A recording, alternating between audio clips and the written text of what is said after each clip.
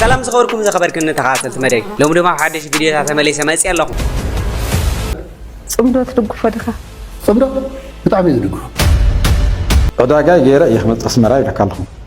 بصح بحبيته يوم በታሪኳ እንግዲህ በግልጽ ነው በታሪኳ ለብዙ ዘመናት የባህር በር የለንም ነበር حزقن بعلي نايدرون ጨፍጫፍ ገይሩሎ بفلان عصب زما سويف زبال بطعم بزح سبب بيلو كاتو خليو وعلنا حديرنا ግን ክንቃለስ ውድብ ሕብራት ሀገራት ብዕድሜ ኤርትራ ክሳተፍ ፈቃደኛ ምዃኑ ናይ ኢትዮጵያ ህዝብ በዝሕስ በዓመቱ 3 ሚልዮን ይውስኽ እዩ እዚ ማለት ሓንቲ ኤርትራ በዓመቱ ይውስኽ ይኽእል ከሎ እዚ ብድዒ ሰላም ታዚ ናይ ወይናይ ከይ መስለካትኩም ናይ ብርክት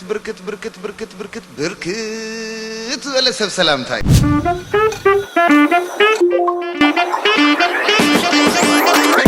زغزاز حدش ندحر خوينكم سبسكرايب مغار كيترسعنا والسناي صانحي بيس لايك مغار جمرو سناي صانحي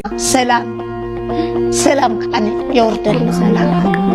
اوني حنن بعلمو سلام يوردل جايز ساقودل انا بك صعت خير زلا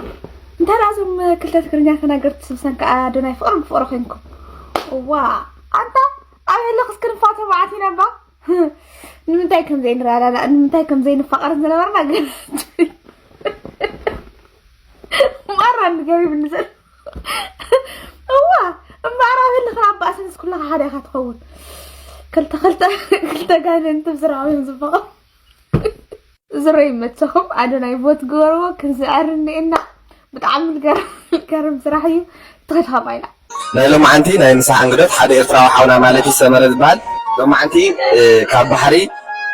زسجر كلها أنا سدت زوجة كلها معلتي أصلي تامعلت سلازة خراس للذكرى سهل سلازلني بشم تامعلت نسا نزوج مصاونتي ولا نحضر قابل زليلني كان ذا غير جاوز ملهم مالتي خمسة روايات لهم هذه مسألة برنامج يعني يلا صراحة كان ذكر كا سناي صراح تصرح لها زي غير عملاق توصل صحيح أبزح بيلو يتكالك إن كالتكم كحنا زي ما أقولنا زركوا أقولنا خطرنا على زركوا صاونتي بزركم ممكن تحجزون بالعلق زي غير كلام لكم دالي كنت تريهم قال لهم بزحهم كسلاسة أنا حنسا كالفونيو لا بزخالكم معرني كتحجزون كل خطهم بنوع الفتاري كل منكم يدلي لازم مثل نيروت برنامج بتعمل بس البرنامج نيرنا الناس أنا راح أنا بتعمل أنا مسجن كم زجر كان زوم صاونتي بزي طوارئ بزي حاول قولنا زلوا مسحهم طلع نازلها زي غير عملاق عاوز أحبيلو عسوا خايف فلك إحنا لك كان دلي يعني لنا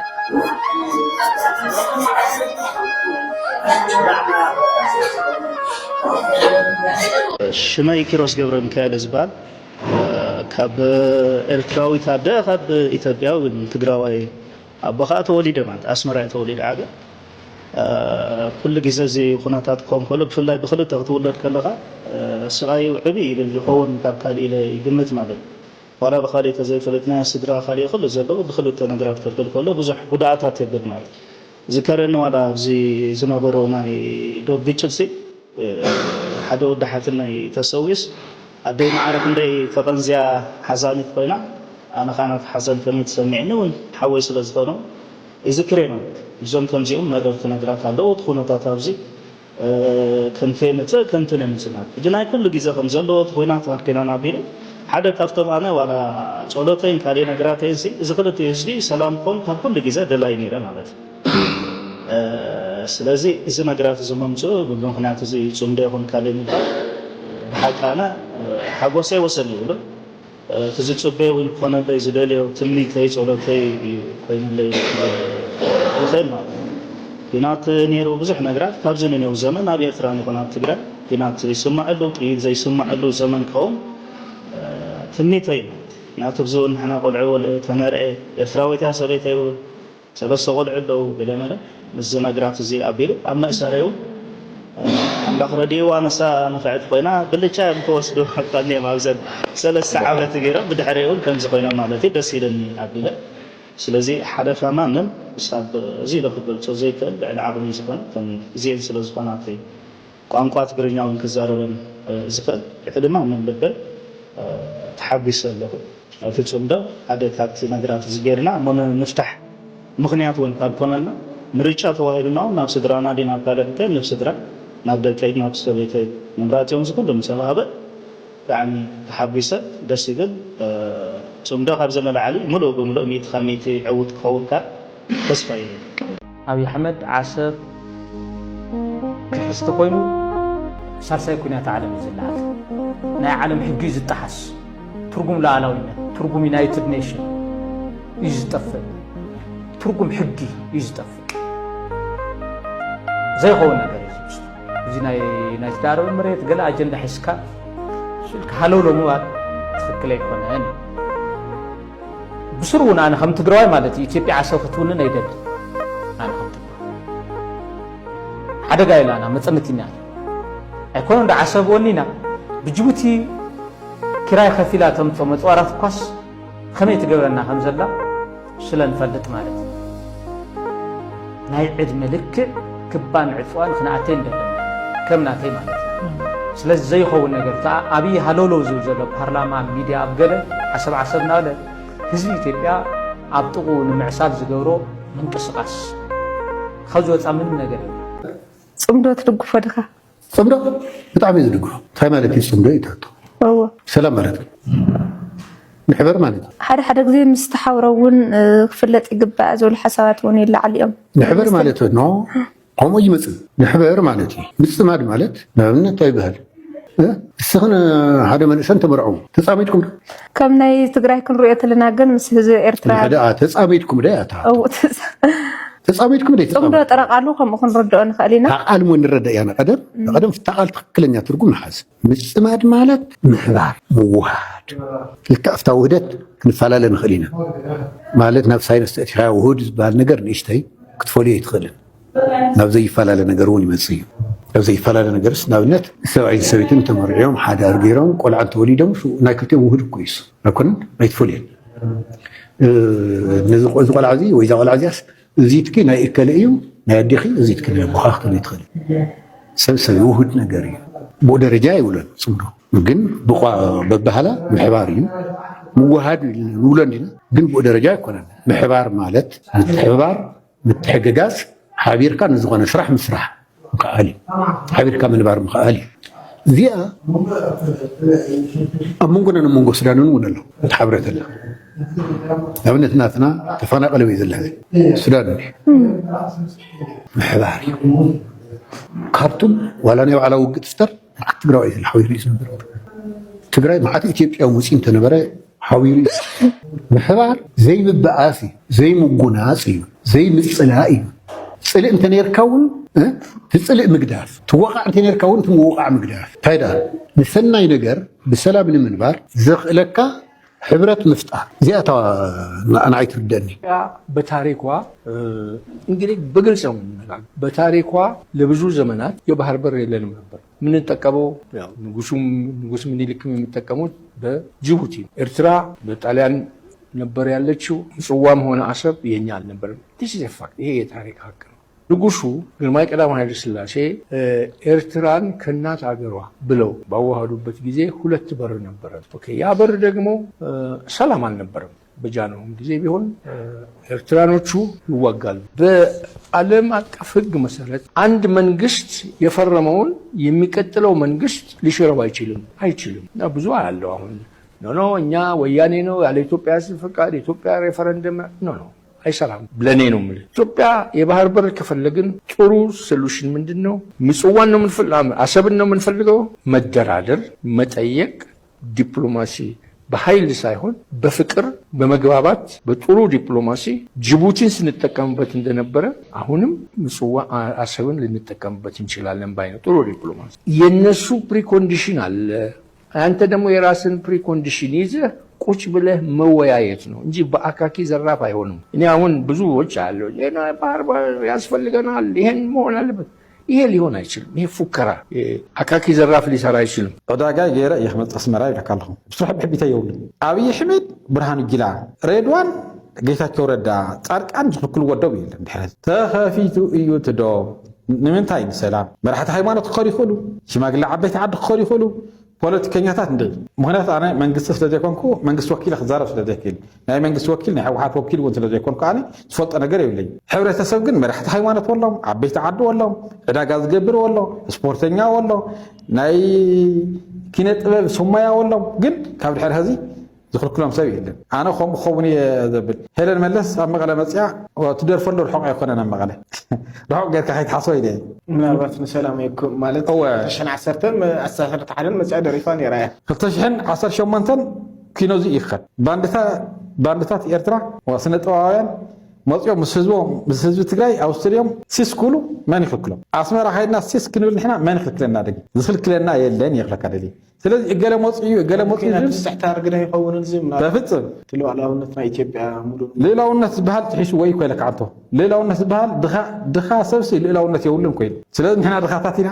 ኣብ ድሌትና ኸኒ ዕዳጋ ክንገብር ኢና ንሳቶም እውን ከምኡ ዕዳጋ ገበሩ እዮም ድኻ ልኡላውነት የብሉን እንድሕር ተባሂሉ በቃ እዚኣ እያ ታጉዳል ስለዚ ሌላውነት ገለ ብድረን ክሕልዎ እየ ከምዚ ክዛዕምዛዕ ስጨወታ እዩ ጋና ካሊእ ክትርኢ ካ ይብለካ ኣለኹ ሰበስልጣንን ካልኦትን ኣነ ወኪለ ክዛረብ ሞራሎም የብለን ዓቕሞውን የብለን ክዛረብ ይኽእልን ወኪል እውን የኾንኩን ይብለካ ኣለኹ ማሕበረሰብ ወኪለ ግን ክዛረብ ይኽእል እየ መራሕቲ ሃይማኖት ሕዚ ናብ ኣስመራ ክኸዱ መን ይኽልክሎም ኣብኡ ኣለዉ ከዓቶም ልኡኻቶም ከደምቲ እኒሄው ኢሎም ኣብ ሆቴል ኮይንኩም ቡና እናሰትኹም ፅሓፉ እተባሃሉ ቆልዑ እኒሄው ከዓኒ ንስዮም እናፅሓፉ ዝውዕሉ ወርቂ ዘማች እንታይ ድኾንስ እዛዕ ናበልካ በቃ ትፅሕፍ በቃ እሱ እዩ ዝመስሎ ዘለዩ ብናቶ ተሓስባ እንወይታ ኣይ ግን ናብኡ እትይዎ ድሕልካ ንኾንካ ስጋኣት እዩ ከቢድ ዝኾነ ናይ ኣእምሮ ውጥረት እዩ ክመጡና ድኾን ጥራሕ ትማልኳም ሻዕብያ ኮይና ዘይከኣልናዮም ሎሚ እንታይ ኮን ይፍጠር ይኸውን ዝብል ስጋኣት እዩ ሓደ ናይ ኤርትራ ሓውና እውን ዝበሎ ብፍላይ ናብ ዓሰብ ዝማስዌቭ ዝበሃል ብጣዕሚ ሰብ ብዙሕ ሰብ ቢሉ ካኣቱ ይኽእል እዩ ውዒልና ሓዲርና ግን ክንቃለሱ ኢና ገለምለ ዛዕምዛ ይብል ናይ ኤርትራ ዓርሲ እውን ኣይድቅስን ስለዚ ኢትዮጵያ ካብ ብሓይሊ ትውፅኢቱ እንታይ ከም ዝኾኑ ይፍለጥ ንምሳሌ ትግራይ ገምጊማ መጨረሽኡ ምስ ኤርትራ ፀጋእ ተሓዘትካ ኣዲስ ኣበባ እንታይ ትኾን ከቢድ እዩ ሓቂዳ ኣዲስ ኣበባ ትግራይ ትልምን መጀመርያ ኢልና እኮ ኣባና ዝመፅእ ረፅሜ ኣባና ዝመፅእ ወፅ ኣባና ዝመፅእ መጥቃዕቲ ገምጊምና እኮ ናብ ሓደ ፀጋእ ክንከድ ወይ ምስ ኣዲስ ኣበባ ወይ ምስ ኣስመራ ክንከውን ኮን ኸሊና ሓደ መዓልቲ ግን ቅድሚ ከም ምዃን ኣንቱም ሓይልታት ስኹም ኣይትእወይኒ ሰላም ፍጠሩ እዚኣ ዊንውን እያ ንስኻ ባሕርኻ ሽጥ ገንዘብ ካርኸብ ሰላም ካርኸብ ሉዓላውነትካ ኣፅል ንስኻ ከዓ ይኸው ባሕሪ ኢኻ ዝበለኻ ባሕሪ ካልእ ሕቶ ተሊካ ኣብ መንገዲ ዘቲ እንተዘየለ እዚ በዚ ዝሓልፍ ጥይት ብርእሰይ ንዓይ ላፅዩ ስለ ዝሓልፍ ድሓንቲ ዳሶ መደምሰስ ዝበሃል ትግራይን መዳሰስ ኤርትራን መደምሰስ ዝበሃል ፕሮጀክት ሕዚ እውን የለን ማለት ኣይንኽእልን ክህሉ ይኽእል እዩ ዝኾነ ኮይኑ ግን እሺ ትግራይ ታርጌት ዋላ ይግበር ብትግራይ ዝሓልፍ ሁሉ በዝለባም ህዝቢ በዝለባም ዓዲ እዚ ዝሓልፍ ማለት እዩ ስለዚ መጨረሻ እዚ ሳይ ቢልካ እዚ መማረፂ ቀሪብልካ እዚ ጥቕሚ እዚ ቀሪብልካ ከምዚ እንድሕር ትገብር ምሳኻ የለኹን ባህል እዩ ብሓይሊ የለኹን ጥራሕተ ይኮነ እንድሕር ደኣ ናባይ ጥይት ዝፋናጠረኒ እንተኮይኑ ምስቲ ክስለፍ እየ እንተኢላ ትግራይ ዘይሩ ትግራይ ትዕይሮ ጉዳይ ከም ጆከር ኮይናማ ወይራ ተፈላለዮምናስ ከም ፀጋ ንጥቀመሉ ኢልና እምበር መሪሕነት ትግራይ ሓደ ተዝኸውን ዝረፅሚ እዚ ክላዓል ተሎ ኩናት እዚ ብሓፂሩ ክውዳእ ምስ ገለ እየ ስለፍ ረብሕኡ መዚኑ ምስ ገለ እንድሕር ተሰሊፉ ትግራይ እቲ ሓደ ብሓፂሩ እዩ ዝሰዓር ኩናት ተመራፂ እኳ ተዘይኮነ ማለት እዩ ስለዚ ኢላ ትግራይ ናብዚ እውን ክትኣቱ ከም ትኽእል ኣብ ግምት እቲኻ እዚ ትግራይ ትብለካ ዘላ ስማዕ ኢላ ትግራይ ፅዕንቶ ክትፈጥር ትኽእል እያ ንትግራይ እንታይ ይጠቅም እዩ ዝኩሉ ንዛረቡ ዘለና ንና ኣልና ጥቕሚ እምበር ንካልኦት ተጠቕምና ፅቡቅ ጎራብትና ተጠቕምና ናይ ኢትዮጵያ ህዝቢ በዝሕስ ብዓመቱ 3 ሚልዮን ይውስኽ እዩ እዚ ማለት ሓንቲ ኤርትራ ብዓመቱ ይውስኽ ይኽእል ከሎ እዚ ብድዒ ኩናት ክጅመር ተኮይኑ ህዝቢ ኤርትራን ኢትዮጵያን ጥራሕ ድዮም ክዋግኡ ህዝቢ ትግራይን ህዝቢ ኢትዮጵያን ጥራሕ ድዮም ክዋግኡ ልመን እዮም ኢንቮልቭድ ክኾኑ ኣብቲ ኩናት ብስሩኸ 120 ሚልዮን ህዝቢ ኢትዮጵያ ምስ ኣብይ ዲ ዘሎ ማለት ኩናት ከብበዝሒ ህዝቢ ብሰራዊት በዝሒ ይዕቀንዲ ኮይኑ ይዕቀንዶ ብኸምኡ ኢራን ከባቢ 80 ክሳብ 100 ሚልዮን እዮም እስራኤላውያን ውሕዳት እዩ በዝሖም ካብ 12 ሚልዮን ኣይበዝሕ ሄጅሞኒክ ፓወር ኣብ ምንታይ ዘሎ ኣብቲ ሚድል ኢስት ተልኪ ፍሉጥ እዩ ኩሉ ነገር ማለት እዩ 120 ሚልዮንን 3 ሚሊዮንን ኣብ ተመሳሳሊ ሰዓት ይጠሚ ፍልጥ ኣብ ተመሳሳሊ ሰዓት ይጠሚ ትጥሜት ማለት ይጥም ለ120 ሚሊዮን ዝሽከም ናይ ኩናት ሎጂስቲክስ ወይ ካፒታል ለካዶ ዝብል አብይ አሕመድ ኩናት ይፈልጥ ድዩ ኢልካ ብዙሕ ትድንግጽ ኢኻ ሓደ ግዜ ላና ኦልሞስት ሂማን ዌቭ ክስዕሮም ኢና ኢሎም እዮም ተመኪሖም መጽኦም ክገብሩ ወይ ካል ሶ ኩናትን በዚ ህዝብን ዳይሬክት ለሆነ ሪሌሽንሺፕ የውሎም ዳይሬክት ለሆነ ሪሌሽንሺፕ የውሎም ኩናትን በዚ ህዝብ ዚዚ ርኢኻ አብይ አሕመድ ኩናት አይ ጅምርን ክትብል ይትኸልን ክጅምር ይልካ ዝግበእካ ሁሉ ዓይነት ጥንቃቄ ምድለዋት ምግባር ውን አጽብቅ ሙኻኑ ይዘርኢካ አሰብ የማን ነው የሚለው ነገር ሊነሳ ይችላል ወደ ታሪክ አንጻር ምጽዋኛ ነው የሚሉ ከሆነኛ አሰብ እኮ የአፋር ነው 60 ኪሎ ሜትር ከሰመራ ተማን አስተዳዳሪዎቹም የአፋር ባለስልጣኖች ነበሩ የሚያስተዳድሩት ስለዚህ አሰብ የኤርትራ ነው ማለት ራሱ በታሪክ በዘገባ ይከብዳል አትቀበለው አማን አዎ ስብጥሩ እቅዱ ምናምን ኢትዮጵያን ከቀይ ባህር እንዲትርቅ የማድረግ የቤት ስራ የተሰራ ነው ይሄ ደግሞ የማን ሚና ነበረበት የሚለው የግብጾች ሚና ነበረበት ግብጾች ሁሉ ጊዜ ለኛ ጥሩ ነገር አያስቡም ይሄን አምነን መቀበል አለብን የግድቡ ትልቅ ምሳሌ ነው አሁን ያለው ትውልድ ራሱ በደንብ ተገንዝቦታል ግድቡ የኔ ነው የሚለው እኮ አባባል የመጣው የግብጾችን ሴራ ለማክሸፍ ተደርጎ ነው እንጂ እውነት ያለም አቀፍ እርዳታ ምናልባት ጠቅሰናል ካሁን በፊት በግድቡ ስራ ጊዜ የግብጾች ሚና ባለም አቀፍ ደረጃ ያላቸው በወር ምንድነው እንዳልኩት 800,000 የሚሆን ግብጻውያን ባለም አቀፍ ድርጅቶች ውስጥ ገብተው ይሰራሉ ወደ 350,000 የሚሆኑ ግብጻውያን ትውልደ ግብጻውያን ሐኪሞች አሉ በአውሮፓ ወደ 10 ሚሊዮን ግብጻውያን በውጭ ሀገር ይሰራሉ ተቀጥረው የሚሰሩ እያንዳንዱ ዓለም አቀፍ ሚዲያ ከቢቢሲ ጀምረ እስከ ሲኤንኤ እስከ አልጀዚራ ማናጅመንቱ በግብጾች የሚካሄድ ነው ስለዚህ በሜዳውም በውጭም እርዳታ እንዳናርገኝ ከግድቡ ላይ ተጽዕኖ እንዲፈጠር ተብሎ ይሄ የተደረገብን ሴራ ነው እያንዳንዱ የግብጽ መንግስቶች ያደረጉትን ሴራ እናቃለን ተጠቅሷል በዝርዝር ካሁን በፊት አልመለስም ወደዛ ስለዚህ የነሱ ሴራ ነው ቀይ ባህርን እንድናጣ ያደረጉት እነሱ ናቸው ያው መጥቃዕቲ ድሮን ተፈጺሙ ናብ ሎሚ 28 ጥቅምቲ ዘውጋህ ለይቲ ኣብ መሻረት ትግራይ ናብ ሶንሳ ዝወስድ መገዲ ኣብ ዝበሃል ከባቢ ኣብቲ ከባቢ ኣብ ልዕሊ ዝነበሩ ሓይልታት ትግራይ TDF መጥቃዕቲ ድሮን ከም ተፈጸመሎም ዝተፈላለዩ ማዕኸናት ሚድያ እናጸብጸባይን ዝርከባ ዛጊድ ብወገን መንግስቲ ፌደራል ይኹን ብወገን ትግራይ ዝተዋህበ ዕላዊ መግለጺ የለን ሰላም ንትግራይ